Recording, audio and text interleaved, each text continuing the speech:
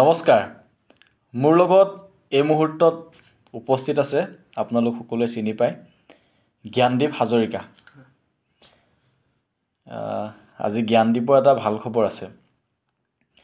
জ্ঞানদীপে আজি এটা জ্ঞানদীপৰ বাবে এটা সৰুকে চাকৰি যোগাৰ হৈছে USTMত গতিকে জ্ঞানদীপৰ আজি এটা ভাল খবৰ জ্ঞানদীপক অভিনন্দন জনাইছো জ্ঞানদীপে দুআষাৰ ক'ব আপোনালোকক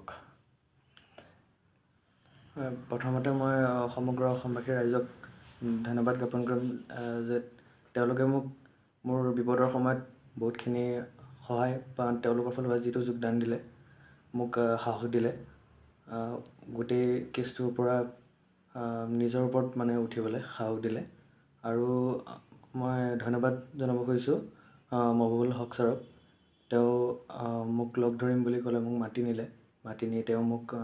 মোৰ এইটো এনেকুৱা এটা সময়ছোৱাত তেওঁ মোক এনেকুৱা এটা সহায় কৰিছে তো সেইটোক লৈ মই অতি কৃতজ্ঞ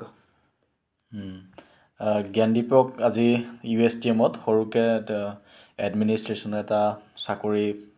কৰ্তৃপক্ষই যোগাৰ কৰি দিছে ইয়াৰ পাছত জ্ঞানদীপে আৰু হয়তো তুমি ডেলিভাৰী বয় কাম কৰিব নালাগে হয়নে তুমি কেতিয়াৰ পৰা জইন কৰিব লাগিব হয় এতিয়ালৈকে মই তাৰ পাছৰ খবৰখিনি মই পোৱা নাই কাৰণ যিহেতু আজি মই তেওঁৰ লগত কথা পাতি আহিছোঁহে তেওঁ মানে তেওঁক জনোৱা হ'ব তেওঁ মানে মোক তাৰ ফালৰ পৰা মানে ইনফৰমেশ্যনটো দিব আচ্ছা খুব সম্ভৱ 1 তাৰিখমানৰ পৰাই চাগে তুমি তাত যোগদান কৰিব লাগিব হয় মোৰ মতে 1 তাৰিখমানৰ পৰা হ'ব লাগে তোমাৰ কামটো কেনেধৰণৰ হ'ব কিবা কৈছেনে কামটো